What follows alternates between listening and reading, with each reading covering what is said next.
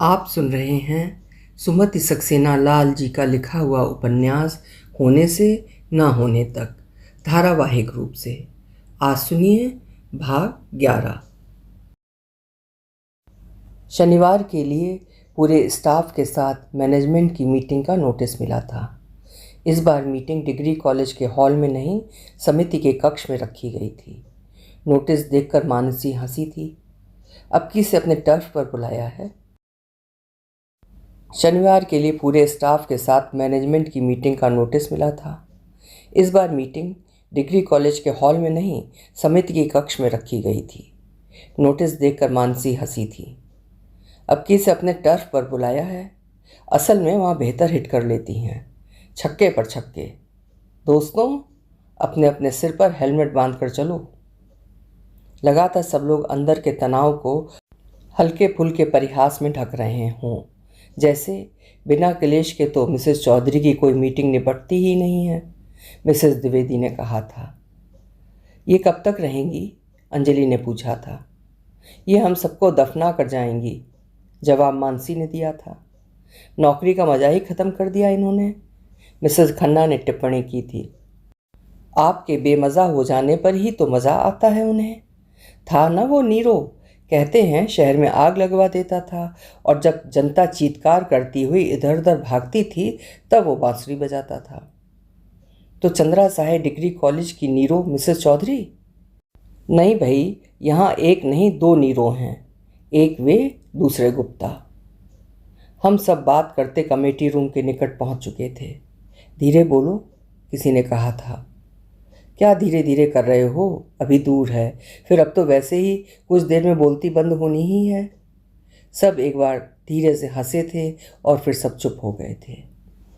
उस दिन मीटिंग को मिसेस चौधरी ने नहीं, प्रबंधक गुप्ता ने संबोधित किया था। पहले विद्यालय के विषय में साधारण बातें करते रहे थे, कुछ समस्याएं, कुछ उपलब्धियां, कुछ अपेक्षाएं और योजनाएं भी। फिर उन्होंने डिज़ास्टर मैनेजमेंट जैसी कुछ बात की थी। पहले हर कॉलेज में प्रिंसिपल के साथ ही एक वाइस प्रिंसिपल की पोस्ट भी होती थी। उसके कुछ फ़ायदे थे। सबसे पहले तो प्रिंसिपल बनने से पहले ही काम की काफ़ी कुछ ट्रेनिंग पा लेती थी। फिर प्रिंसिपल के साथ किसी भी अनहोनी की स्थिति में तुरंत काम संभालने वाला कोई रहता था। अभी दीपा जी करीब 1 महीने की छुट्टी पर गई थीं। रोहिणी जी ने ऑफिशिएट किया था, पर कोई रेगुलर वाइस प्रिंसिपल होने से ज़्यादा आसानी रहती। पता नहीं क्यों अब कॉलेजों में वो पोस्ट नहीं होती। हम कानूनी तौर पर ऐसी कोई पोस्ट क्रिएट नहीं कर सकते, पर हम इंटरनल व्यवस्था कर सकते हैं। उन्होंने मिसेस चौधरी की तरफ देखा था। हम लोगों ने तय किया है कि हम सीनियरिटी के हिसाब से 3 टीचर्स का पैनल बनाएंगे। उनके हाथ में कुछ कागज़ थे जिन्हें उन्होंने ऊपर उठाकर हिलाया था। ये आप टीचर्स की सीनियरिटी लिस्ट है। उन्होंने कागज़ खोल लिए थे। डॉक्टर दीपा वर्मा के बाद सबसे सीनियर डॉक्टर रोहिणी पंत हैं। उन्होंने चारों तरफ निगाहें घुमाकर उन्हें खोजा था। वे उठकर खड़ी हो गई थीं। जी रोहिणी जी, आपकी कंसेंट चाहिए वाइस प्रिंसिपल बनने के लिए। रोहिणी दी ने नकार में गर्दन हिलाई थी। जी, मैं वो पोस्ट नहीं चाहती। क्यों? तेज स्वर में मिसेस चौधरी ने पूछा था। क्यों नहीं चाहती आप? रोहिणी दी जब तक कुछ उत्तर देती तब तक प्रबंधक गुप्ता ने कागज़ पुनः हाथ में उठाया था। रोहिणी जी के बाद मिसेस मोहिनी दीक्षित का नंबर है। उनकी बात पूरी होने से पहले ही मिसेस दीक्षित खड़ी हो गई थी। मैं इस कार्यभार के लिए कतई भी तैयार नहीं हूँ। उनके स्वर में हल्की सी जिद्द है। प्रबंधक बड़ा अर्थ भरा मुस्कुराए थे। मिसेस चौधरी ने फिर वही सवाल पूछा था। क्यों? क्या हम समझे कि हमारा स्टाफ हमारे साथ कोऑपरेट नहीं करना चाहता है? काफ़ी समझदार हैं, मानसी बुदबुदाई थी। जी नहीं, मेरे कुछ पर्सनल कारण हैं, मिसेस दीक्षित ने कहा था। गुप्ता दमयंती अरोड़ा की तरफ देखकर मुस्कुराए थे। सीनियरिटी लिस्ट में अगला नाम डॉक्टर दमयंती अरोड़ा का है। दमयंती भी मुस्कुराई थी। अब आप बताइए, उन्होंने पूछा था, जैसे जवाब उन्हें पहले से ही मालूम हो।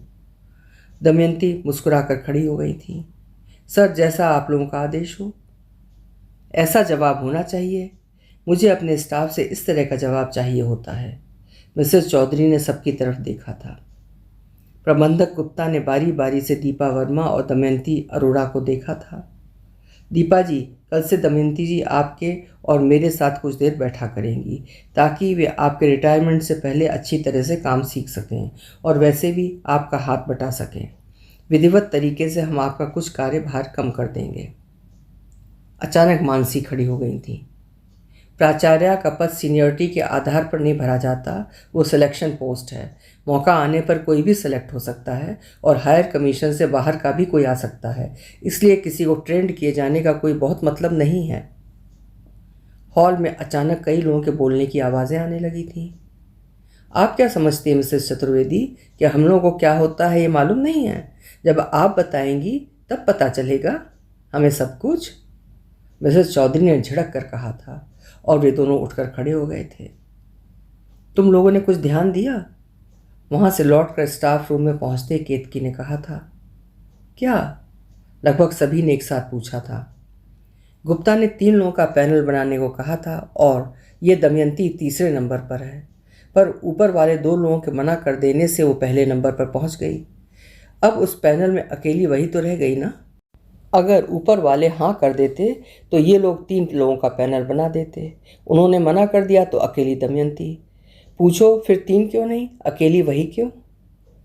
मतलब उन्हें हर हाल में दमयंती को लेना ही था, मैंने कहा था। हाँ, केतकी ने जवाब दिया था। मानसी जी के स्वर में रोष है। मैनेजर की चमची, देखती नहीं हो डिपार्टमेंट के काम के बहाने जब तक उनके पास पहुंची रहती है। मीटिंग से लौटकर शायद सभी का मन खराब हो गया था। कम से कम दीपा दी और उनके साथ के कुछ टीचर्स का मन तो खिन्न हो ही गया था। वैसे तो हमेशा ही कुछ ऐसा ही होता है। अगले दिन ऑफिस और टीचिंग स्टाफ के लिए प्रबंधक का बिंदुवार सर्कुलर मिला था। हम लोग दीपा दी के पास उनके कमरे में ही बैठे थे जब वो सर्कुलर लेकर रामचंद्र बाबू आए थे। उनके सामने रजिस्टर सहित वो पत्र उन्होंने रख दिया था। उनकी आंखों में पीड़ा है। दीदी, ये सब क्या हो रहा है? बाबूजी ने अजब सी आवाज़ में पूछा था। दीपा दी ने रामचंद्र बाबू की तरफ देखा था। क्या बाबूजी? और उनके रजिस्टर के ऊपर रखा पत्र उठाकर वे पढ़ने लगी थीं और लगा था जैसे वे स्तब्ध रह गई हों। पत्र में कोई बुरी खबर है, इतना हम सब समझ गए थे। दीदी ने सामने से पेन उठाकर उस पर दस्तखत कर दिए थे और पढ़ने के लिए उसे हमारे सामने बढ़ा दिया था। उस पत्र में कार्यालय और टीचिंग स्टाफ को सूचित किया गया था कि डॉक्टर दमयंती आहूजा को उप प्राचार्य के पद पर नियुक्त किया गया है। उसके बाद क्रम से निर्देश दिए गए थे, जो इस प्रकार हैं। प्रशासन भवन में प्रबंधक के कमरे के दाएं हाथ को बने कमरा नंबर 5 में अब से उप प्राचार्य डॉक्टर दमयंती अरोड़ा बैठा करेंगी। तुरंत प्रभाव से चतुर्थ श्रेणी कर्मचारियों का कार्यभार डॉक्टर दमयंती अरोड़ा संभालेंगी।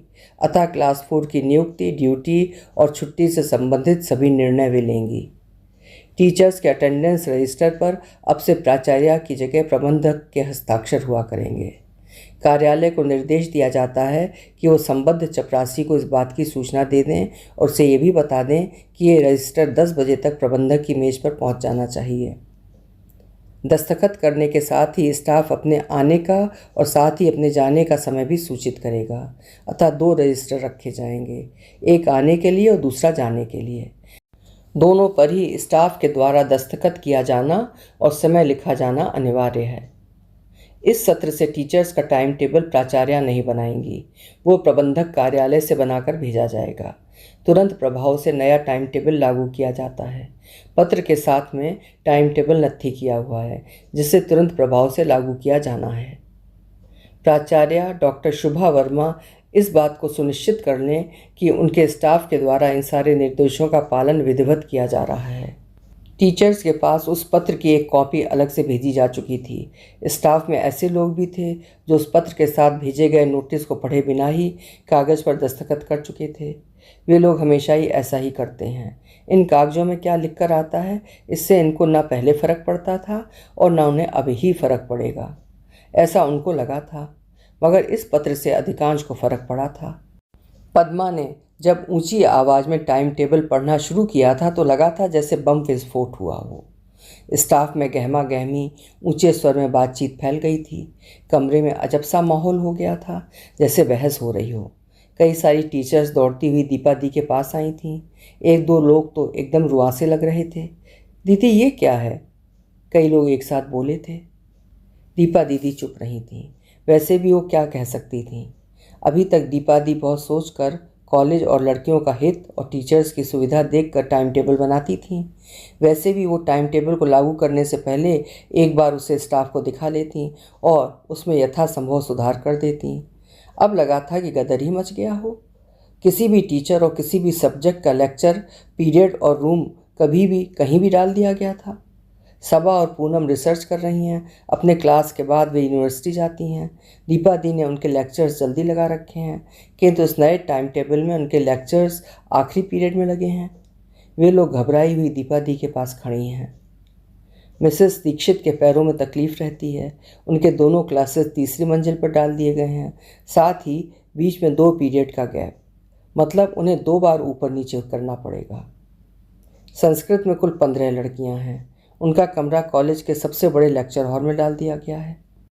दीदी, इतने बड़े लेक्चर रूम में पढ़ाते सीना खाली हो जाएगा। मैं छोटे कमरे में कंफर्टेबल हूँ, पद्मा ने कहा था। दीपा दी ने रोहिणी दी की तरफ देखा था।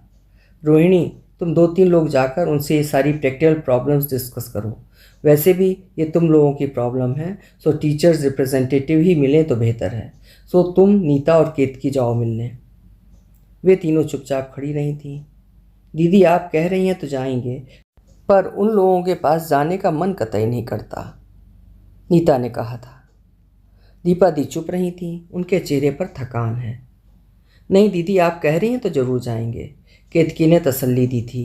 पर पहले पूरा टाइम टेबल आपस में अच्छी तरह समझ लें, सबकी समस्याएं समझकर कागज़ पर नोट कर लें, ताकि एक ही बार में पूरी बात की जा सके। प्रबंध तंत्र इस तरह के हथकंडों पर उतर आएगा, हम ऐसा सोच भी नहीं सकते थे। सारी पावर्स को अपने हाथ में ले लेने का तरीका है ये, मानसी जी ने कहा था। पास में खड़े कई लोगों ने हामी भरी थी। इनके पास इस सर्कुलर के बाद प्रिंसिपल की ना तो कोई अथॉरिटी ही बची है, ना उनका कोई रोल ही रह गया है। केतकी धीरे से बुदबुदाई थी। उसके स्वर में झुंझलाहट है। दीपा दी के स्वर में थकान है। मैं यहाँ क्या कर रही हूँ? वे जैसे आत्मालाप कर रही हूँ। इस कुर्सी पर क्यों बैठी हूँ मैं? अगले पीरियड की घंटी बजी थी। दीदी ने घड़ी की तरफ देखा था और अधिकांश लोग क्लास लेने के लिए कमरे से बाहर चले गए थे। आप कुछ करती क्यों नहीं? रामचंद्र बाबू ने दोबारा कहा था। दीदी, स्टाफ और ऑफिस में कौन आपके साथ हैं और कौन उनके साथ, इसका भेद समझ लीजिए। अब सीधेपन से काम नहीं चलने वाला दीदी। दीपा दी बाबूजी की तरफ खाली सी निगाह से देखने लगी थीं, जैसे आंख खुली हो पर समझ न पा रही हूँ। बाबूजी ने अपनी बात पूरी की थी। दीदी, इस सर्कुलर से खुश होने वाले स्टाफ में भी कुछ लोग हैं और ऑफिस में भी। वैसे भी कुछ हैं जिनको किसी भी नए हंगामे में मज़ा आता ही है, कुछ बात करने के लिए मिल जाती है ना, केतकी ने कहा था। नहीं दीदी, खाली वही नहीं। कुछ क्षण मौन रहने के बाद दुखी स्वर में बोले थे। असल में साइंस वाले बहुत ही खुश हैं। दीपा दी ने बाबूजी की तरफ देखा था। साइंस वाले लोग? उनके स्वर में अविश्वास और पीड़ा है। पर वे सब तो दीपा दी को बहुत मानते हैं, मानसी जी ने कहा था। हाँ दीदी, मानती थीं, पर अब खुश तो हुई करी। उनके विभाग की टीचर राजा जो बन गई।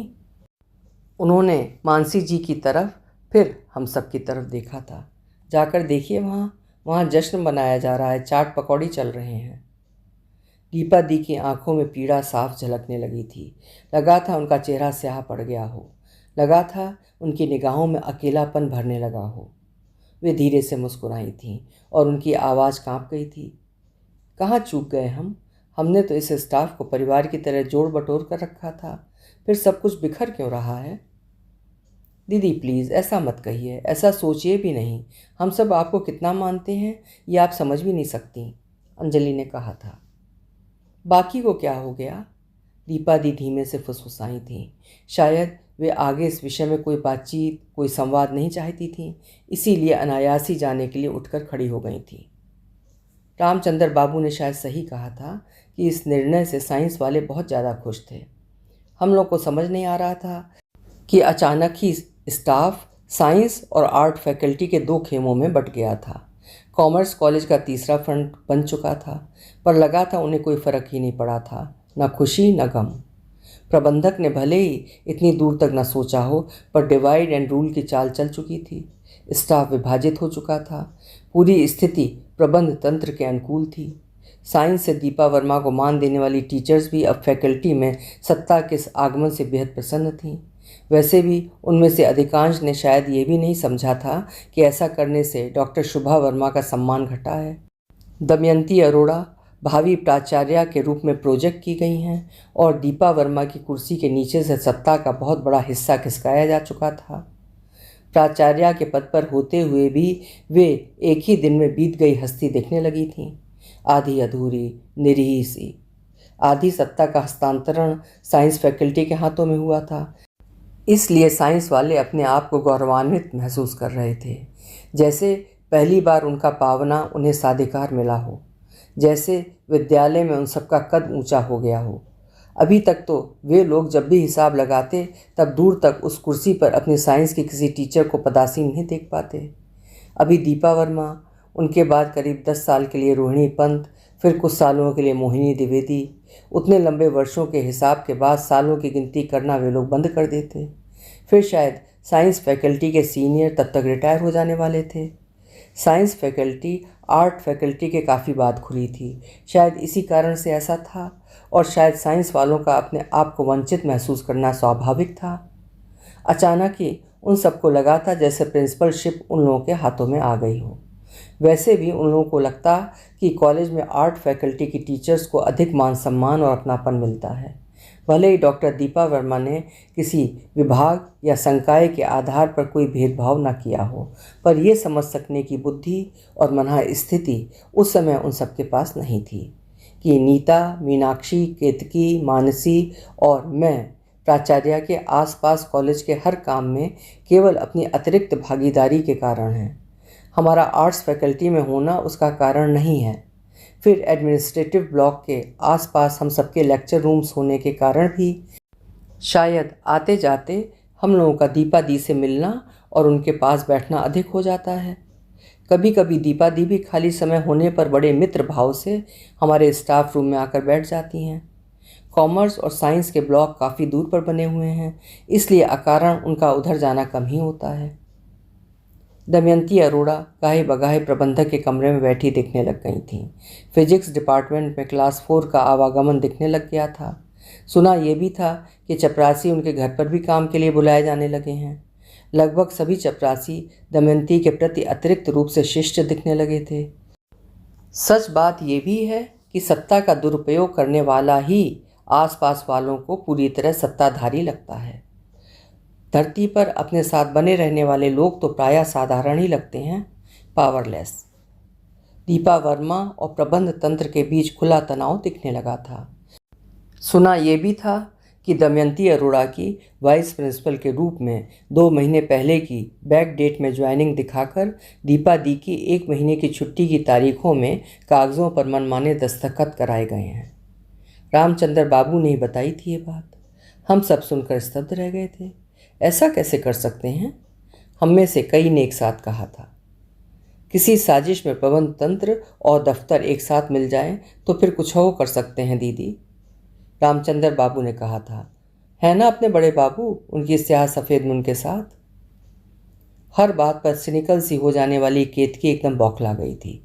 How could Damayanti Arora stoop so low? How can management behave like this?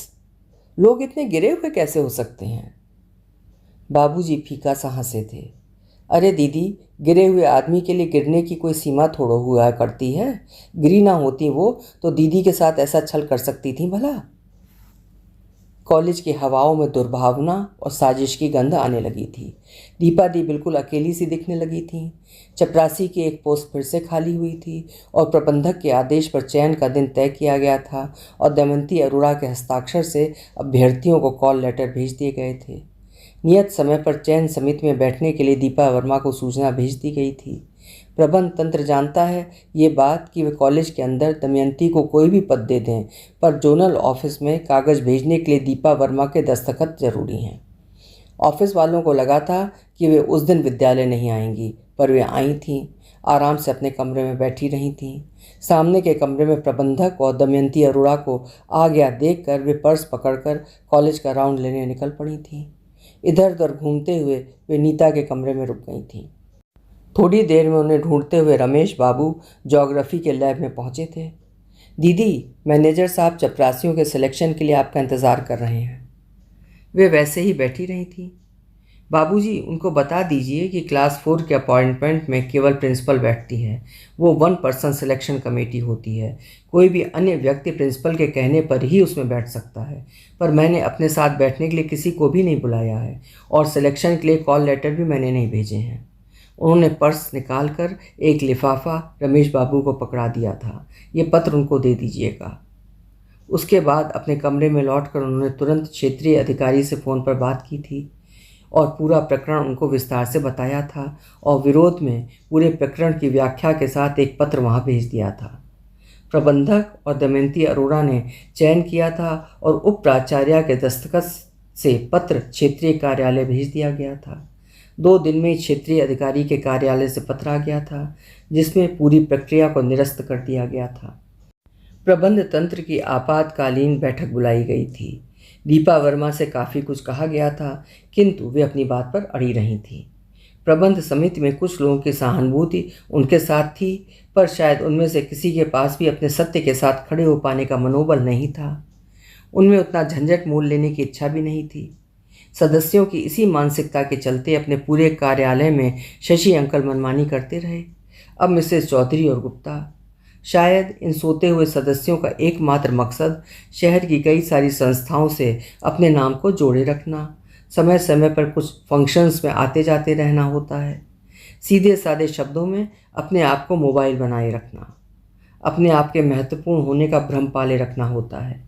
ये एक भिन्न प्रकार की किटी पार्टियां हैं जिनसे कुछ खाली बैठे लोगों के अहम का तुष्टिकरण होता है।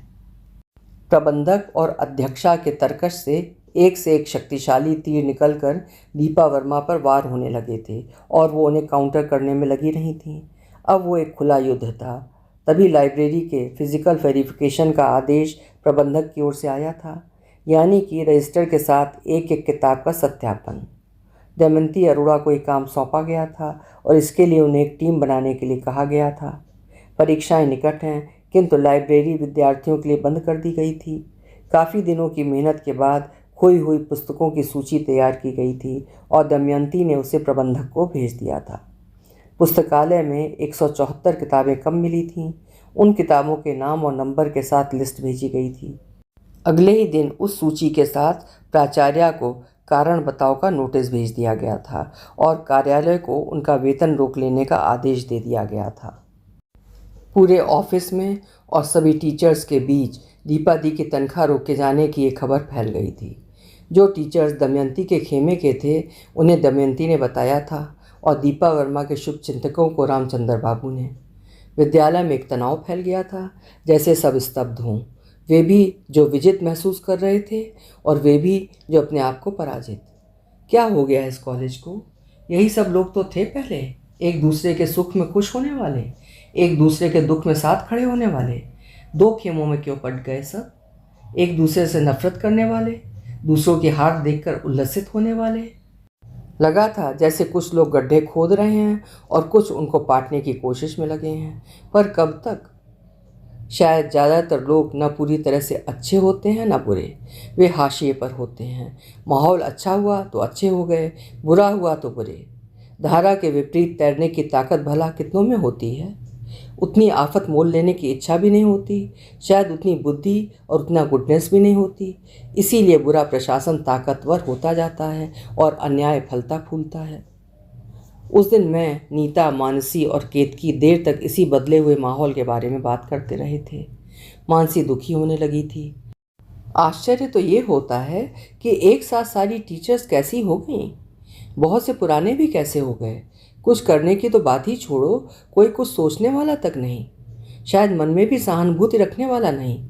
सबसे ज़्यादा ताज्जुब ये मैथ और बैट को लेकर होता है। कभी हर मुद्दे पर साथ खड़ी होती थी, अब बात शुरू करो तो उससे पहले ही रजिस्टर उठाकर कमरे से बाहर चल देती हैं। लगता है अकेले कमरे में दीवारों तक से डर रही हैं कि कहीं वे सुन न लें, इसलिए मौन धारण कर लिया है दोनों ने। मानसी जी कभी उन दोनों से बहुत अंतरंग थीं, इसलिए उनको लेकर सबसे अधिक मुखर और दुखी हैं। नीता के चेहरे पर अफसोस है।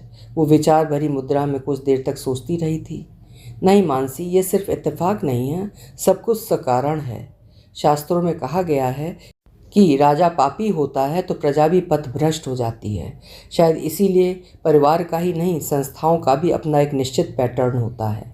सबका अपना अलग अलग। व्यक्ति की तरह ही उनका भी चारित्रिक उत्थान और पतन होता है। शशिकांत भटनागर अंकल विरोध का स्वर सुनते थे। अपने सत्य के साथ तनकर खड़ी हुई टीचर्स की इज्जत करते थे। उन्हें बिना रीढ़ के चापलूस लोग रिपल्स करते थे। तब टीचर्स अपना सत्य स्वयं खोजती थीं और जब तब हम लोग उस सच के साथ एकजुट होकर खड़े हो जाते थे। सही को सही और गलत को गलत कहने की ताकत और अकल रखते थे। उस समय हमारे साथ पूरा स्टाफ होता था, क्योंकि सब लोग जानते थे कि साथ होने में ही शायद उनका हित और सम्मान है। कोई एक बार किया हम लोगों ने वैसा, दर्जनों बार किया था। तभी तो शहर में चंद्रा सहाय कॉलेज के टीचर्स के चेहरे अलग दिखते थे। लोग स्टाफ को दीपा वर्मा और शशिकांत भटनागर का ब्यूटी बॉक्स पुकारते थे। सच बात यह है कि हम सब साधारण ही तो थे। केतकी और मीनाक्षी के बाद छोड़ दो, बाकी तो कोई भी सुंदर नहीं था। खुश और कॉन्फिडेंट थे, इसलिए चेहरों पर रौनक रहती थी। अब मानी हुई बात है कि इस चापलूसी पसंद तंत्र के आसपास चापलूसी तो मिलेंगे, रोहिणी दी ने कहा था।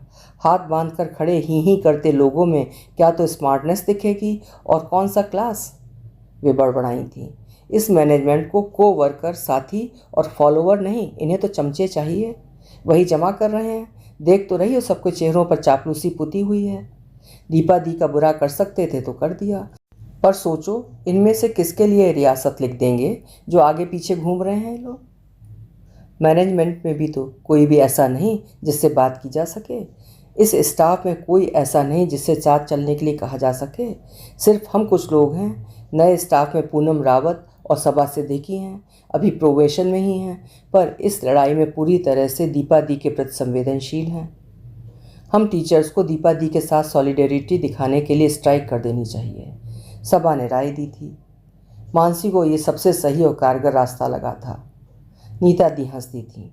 यहाँ लोग साथ खड़े होकर बात तक करने में डर रहे हैं, तुम स्ट्राइक की बात कर रही हो सबा?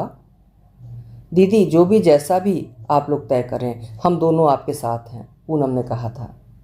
मानसी एकदम खुश हो गई थी। जो भी पत्र हम प्रबंध तंत्र को भेज रहे हैं उसमें दस्तखत करने वालों की संख्या बहुत महत्वपूर्ण है, किंतु नीता बहुत ही धीर, गंभीर और व्यवहार बुद्धि संपन्न है। उन्होंने दोनों को ही इस पूरे प्रकरण से अलग रहने के लिए कह दिया था। यह बदला लेने वाला तंत्र है, हम लोग इन दोनों को किसी झंझट में नहीं डाल सकते। नीता ने हम लोगों की तरफ देखा था। इन दोनों की नौकरी अभी उन लोगों की कलम की नोक पर है। हम सबको भी नीता की बात सही ही लगी थी, इसलिए उन्हें मना कर दिया गया था।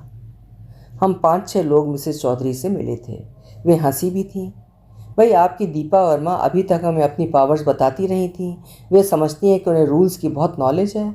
अब उनके समझ में आ गया होगा कि केवल उन्हीं को नहीं, पावर्स मैनेजमेंट की भी होती हैं, और उनकी आंखों में एक शिकारी आनंद झलकने लगा था। हम लोग समझ गए थे कि हम सब यहाँ बेकार आए हैं। इस स्त्री से किसी न्याय की आशा नहीं की जा सकती। इतने समय तक प्रबंध तंत्र की अध्यक्षा रहने के बाद भी उन्हें इतना तगड़ा शिकार करने का मौका पहली बार मिला था। वो रस्वास्वादन कैसे छोड़ सकती हैं वो? मानसी ने कहा था कि क्या एक बार स्टाफ से एकजुट हो जाने की अपील की जाए, स्टाफ की मीटिंग बुलाई जाए क्या? पर हम सभी जानते थे कि उससे कुछ नहीं होना है।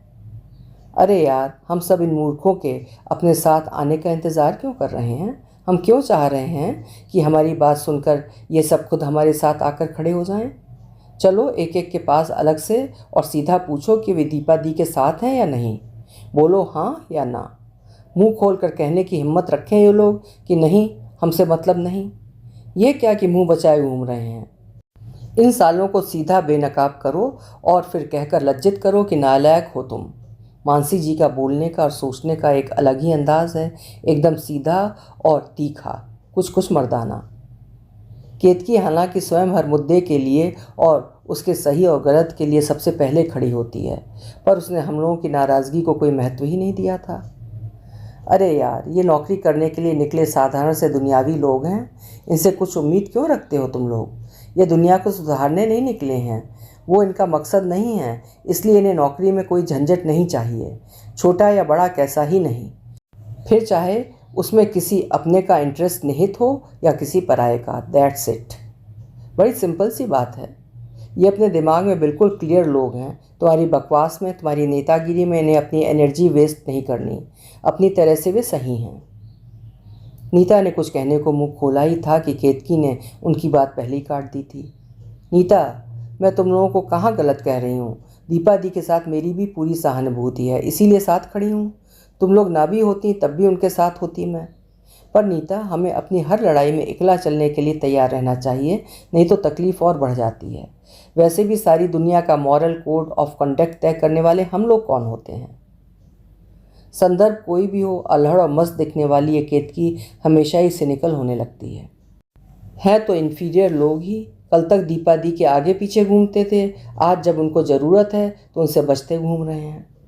केतकी हंसती थी। चलो यार, वैसा मानने से खुशी मिलती है तो वही सही, पर सिर्फ हम लोगों के लिए। हमारे लिए वे घटिया हैं, उनके लिए हम सब मूर्ख। हर समय परेशान हाल, हर समय तनाव में। सोचो कितने सुखी हैं ये सब। इनके लिए मित्रता का मतलब है हेलो हाय, थोड़ा सा ही खीखी, थोड़ी सी पिक्चर की बातें, थोड़ी सी बुनाई सिलाई खाना पकाने की बातें। सोचो इनके लिए ज़िंदगी कितनी आसान, कितनी मज़ेदार है, कितना कुछ है लुक फॉरवर्ड करने को। I really envy them. वो अपना रजिस्टर पकड़कर अगले क्लास में जाने के लिए उठ खड़ी हो गई थी। वो चली गई थी। हम लोग उसके जाने के बाद भी बहुत देर तक चुपचाप बैठे रहे थे। लगा था केतकी हमारे वार्ताक्रम पर पूर्ण विराम लगाकर चली गई है, हमारी सोच पर भी। लगा था कि अब आगे की योजना बनाने के लिए हमारे पास कुछ बचा ही नहीं। बाकी सब लोग परेशान होते रहे थे और स्थिति से निपटने के रास्ते ढूंढते रहे थे, पर केतकी ने एक तरह से इस लड़ाई के सूत्र को अपने हाथों में संभाल लिया था। वो उसी दिन मानसी और मुझको लेकर टैगोर लाइब्रेरी गई थी और वहाँ के हेड लाइब्रेरियन से मिली थी और उन्हें अपने आने का मकसद बताया था। उन्हें पूरा प्रकरण बताने की आवश्यकता नहीं पड़ी थी, वो किस्सा उन्हें पहले से पता था। शायद पूरे शहर में ही चर्चे थे उसके। मुंह में पान को दबाए हुए सस्वर हंसे थे। कैसे कैसे बेवकूफ़ लोग आपके मैनेजमेंट में आकर बैठ गए हैं। अरे भाई, ऐसे तनख्वाह रोकी जाए तब तो पूरे शहर के किसी भी कॉलेज के प्रिंसिपल को तनख्वाह ही ना मिले, यूनिवर्सिटी के वाइस चांसलर को भी ना मिले तनख्वाह। लाइब्रेरी में किताबें कम हैं तो कोई प्रिंसिपल ने तो लेकर खोई नहीं है। इस पूरे मसले का प्राचार्य से क्या मतलब? फिर वे बड़ी ज़ोर से हो करके हंसने लगे थे। इन बेवकूफ़ों का बस चले तो ये तो चांसलर की तनख्वाह भी रोकने की बात करने लगे। आसपास बैठे हुए लोग भी हंसने लगे थे। उन्होंने केतकी की तरफ देखा था। अरे, उन बेवकूफ़ों से कहिए कि सिर्फ लाइब्रेरी का ही फिज़िकल वेरिफिकेशन क्यों करा रहे हैं। इतना बड़ा कॉलेज, उसकी इतनी सारी प्रॉपर्टी है, फर्नीचर है, हर डिपार्टमेंट के लैब हैं, जहाँ जहाँ जो कम मिले काट लें प्रिंसिपल की तनख्वाह से पूरा ना पड़े तो उसका घर बिकवा दें। वे कुछ क्षण मौन रहे थे। एफिलिएटेड कॉलेजेस प्रिंसिपल एसोसिएशन क्यों चुप बैठा है? कुछ करता क्यों नहीं? हम लोगों को लगा था कि अचानक ही उन्होंने हमें एक सूत्र पकड़ा दिया है। सोचा था आज ही पता करेंगे कि प्रिंसिपल एसोसिएशन के ऑफिस बियरर कौन है। जिस तरह से वहाँ बैठे सब लोग कॉलेज पर हंस रहे थे, उससे अचानक ये भी दिमाग में आया था कि इस पूरे प्रकरण की पब्लिसिटी की जानी चाहिए। सोचा था यहाँ के टाइम्स ऑफ इंडिया और एसटी जाएंगे। इन मूर्ख घटिया लोगों को एक्सपोज किया जाना ज़रूरी है। पर यहाँ आए हैं तो पहले यहाँ का काम तो निपटा लें। उनसे बात की थी तो कहने लगे, हाँ, मिसिंग किताबों के बारे में कुछ नोटिफिकेशन है तो आप 1-2 दिन का समय दीजिए तो हम आपको दे देंगे। हम लोग समय को लेकर बेहद अधीर हो रहे हैं, पर किसी को धक्का देकर तो जल्दी करने को कहा नहीं जा सकता है। फिर भी एक बार पुनः अपना अनुरोध दोहरा कर हम लोग उठ खड़े हुए थे।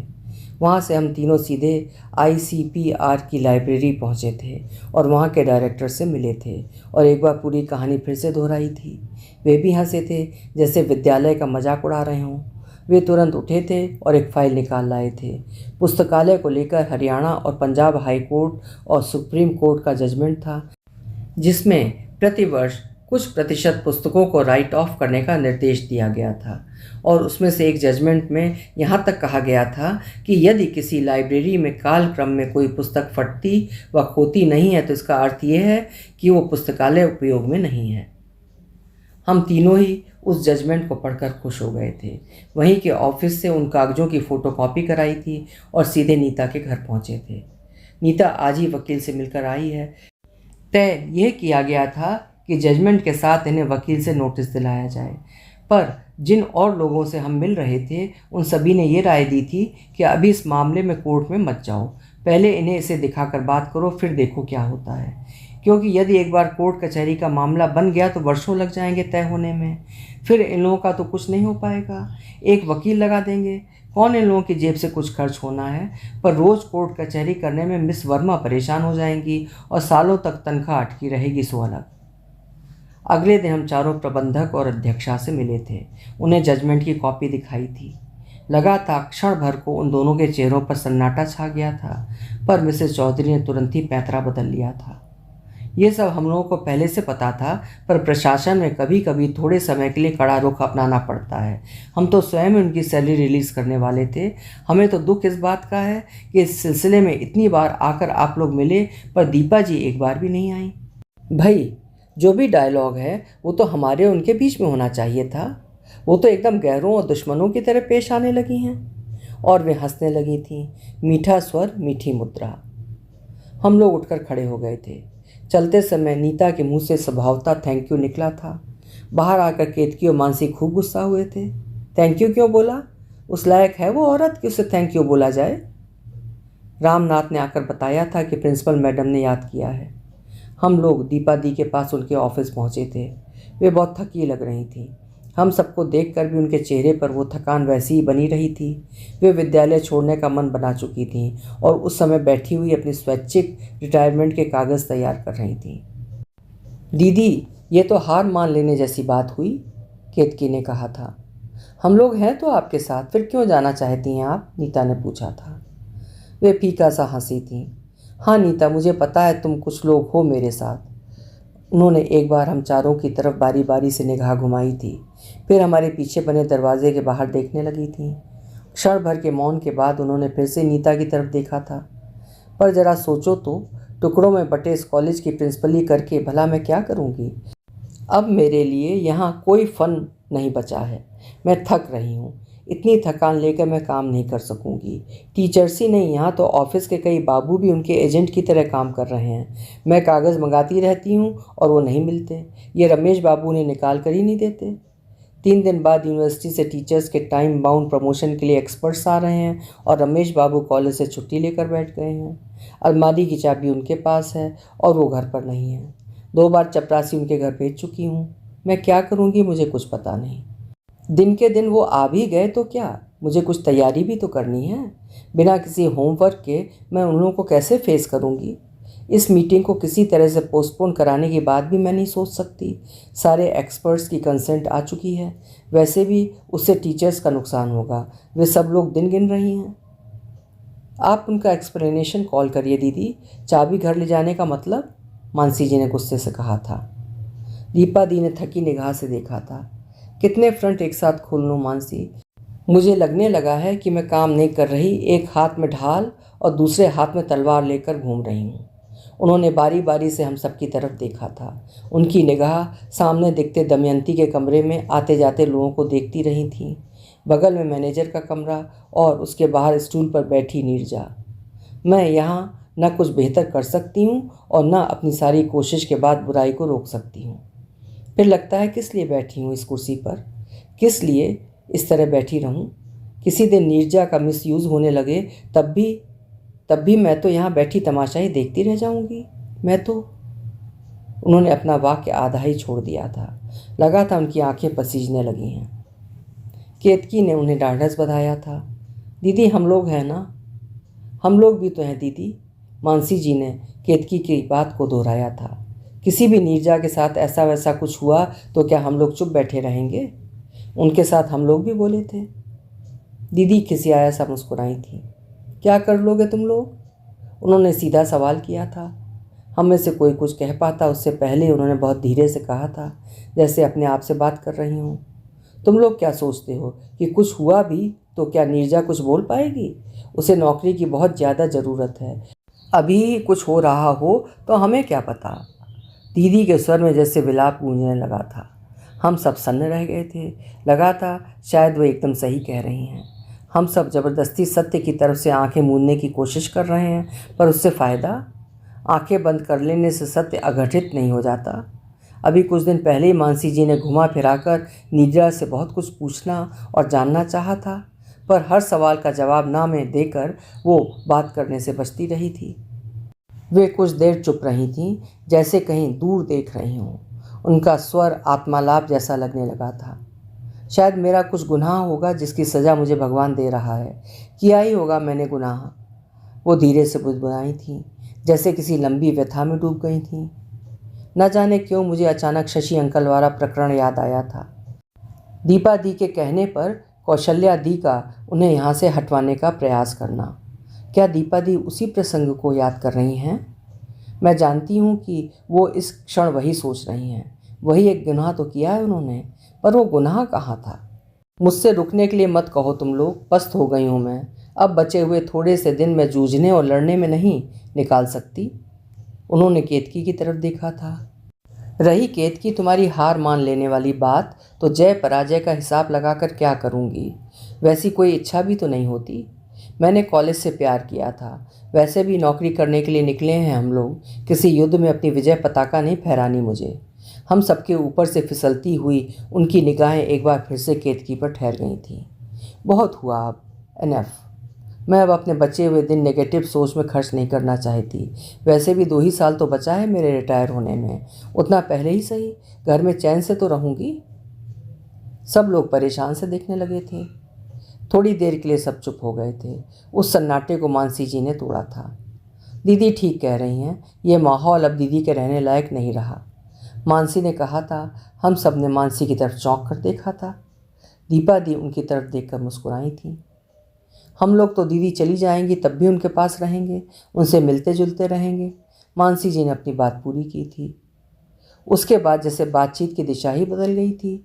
दीपा दी बहुत देर तक बीते दिनों की बात करती रही थीं और उनका स्वर भीगने लगा था। ये नौकरी ज़िंदगी का कितना प्यारा सा सच थी। जब भी कॉलेज में बीत के समय को याद करते थे तो एक मीठा सा एहसास होता था। पर इस प्रबंध तंत्र और इस पूरे प्रकरण ने केवल ज़िंदगी का आज ही नहीं बिगाड़ा, सारा का सारा एहसास ही मीनिंगलेस कर दिया। अचानक लगने लगा है कि अब कॉलेज को याद भी नहीं कर पाएंगे कभी। मैं मेज के इस पार उनके ठीक सामने की कुर्सी पर बैठी हूँ। वो कुछ क्षण तक मेरी तरफ देखती रही थी, पर ऐसे जैसे कुछ और सोच रही हूँ और मुझसे पार कहीं और देख रही हूँ। बोलो तो भला अब कैसे इस कॉलेज को याद कर पाएंगे? चोटें ही तो याद आएंगी। वे कुछ देर के लिए चुप हो गई थी और हाथ में पकड़े पेन से खेलती रही थीं। धीमे से मुस्कुराई थीं और उनकी आंखें भरने लगी थीं। ये लोग कभी समझ सकते हैं क्या कि इन्होंने हमसे क्या छीना, कितना छीना? मेज पर रखी दीदी की हथेली के बगल में नीता ने अपना हाथ रख दिया था। दीदी, ये हमारा दुख क्या समझेंगे? उससे इन लोगों को फ़र्क भी क्या पड़ना है भला? इन मूर्खों के पास तो इतनी भी अकल नहीं है कि यही समझ सकें कि इन्होंने स्वयं क्या खोया। इतना डेडिकेटेड स्टाफ था इस कॉलेज में, पर इनके पास बचा क्या है? स्पाइनलेस मूर्ख चापलूसों की भीड़, बिना रीढ़ के लोग या इनसे नफरत करने वाले लोग। साथ में काम करने वाला एक भी साथी नहीं। इतने लंबे चौड़े स्टाफ में वर्कर साथियों की कोई टीम नहीं। उन्हें रीढ़ की हड्डी के साथ लोग चाहिए भी नहीं थे। उन्हें पैरों पर लौटते कीड़े मकोड़े ही चाहिए थे। That they have in abundance. Ketki ने कहा तो मुझे लगा था कि शायद सच कह रही है वो। ये भी लगा था कि शायद आज पहली बार वो बिल्कुल भिन्न ढंग से रिएक्ट कर रही है, हम लोगों की तरह ही। बाहर से कॉल बेल बजने की तेज़ आवाज़ आई थी। मेरी नींद एकदम खुल गई थी। लगा था जैसे कोई हड़बड़ी में और घंटी के ऊपर उंगली दबाकर खड़ा हो गया हो। मैंने सोचा था कि मानसी जी होंगी। हंसते हुए दरवाज़ा खोला था तो सामने सहगल आंटी खड़ी थीं। दाहिने हाथ में दबा हुआ क्लैस्प पर्स और उसके साथ कार्ड्स का एक छोटा सा बंडल। मैं उन्हें प्रणाम करके दरवाजे के किनारे होकर खड़ी हो गई थी। आंटी ने बहुत प्यार से मेरे कंधे पर हाथ रखा था, फिर मेरी पीठ को थपथपाया था और वे कमरे के अंदर आ गई थीं। वे बहुत खुश और थकी हुई लग रही हैं। बंडल में सबसे ऊपर रखा कार्ड उन्होंने मेरे सामने रख दिया था। 16 जून को यश की शादी है अंबिका, सिंगापुर से कर रहे हैं। हम लोग तो काफ़ी पहले चले जाएंगे, तुम अपना प्रोग्राम तय कर लो तो तुम्हारा भी टिकट बुक करा दें, आना ज़रूर। अब तक वे बड़े वाले सोफ़े के ठीक बीच में बैठ चुकी थीं और उनके सामने वाले छोटे सोफ़े पर मैं बैठ गई हूँ। जी आंटी। मेरे समझ में नहीं आया था कि इसके अलावा मैं क्या बोलूँ। कुछ क्षणों के असमंजस के बाद मैं उठकर खड़ी हो गई थी। आंटी, आपके लिए चाय या कॉफ़ी या ठंडा कुछ बनाएं? आप क्या पसंद करेंगी? कुछ नहीं बेटा, अब चलूँगी। अभी बहुत काम करने हैं, कार्ड बांटने हैं, कम से कम अपने खास लोगों को तो खुद ही जाकर देने हैं। कुछ सहगल साहब बांट रहे हैं और कुछ मैं। गौरी के लिए चौक के कारीगर को चिकन का लहंगा बनाने के लिए दिया है, आज वहाँ भी जाकर देखना है। आंटी हंसी थी। चलो, खुशी के काम में थकान भी अच्छी लगती है। वे फिर हंसी थी। I am very happy for Yash, बहुत खुश हूँ मैं। मन में आया था कि पूछूं और यश, पर मैं चुप रही थी। वो उठकर खड़ी हो गई थी, उनके साथ मैं भी। डाइनिंग टेबल से सौंफ और मिश्री की चांदी की डिब्बियाँ आंटी ने स्वयं उठाकर उनमें से दोनों चीज़ें निकालकर अपनी खुली हथेली पर रख ली थीं। दोनों चीज़ें मुंह में डालकर वे हंसी थीं। अपना मुंह मैंने खुद ही मीठा कर लिया है, अब चलूं? अपना प्रोग्राम बताना अंबिका, उन्होंने अपना आग्रह दोहराया था। उपन्यास होने से न होने तक की कहानी जारी रहेगी अगले भाग 12 में।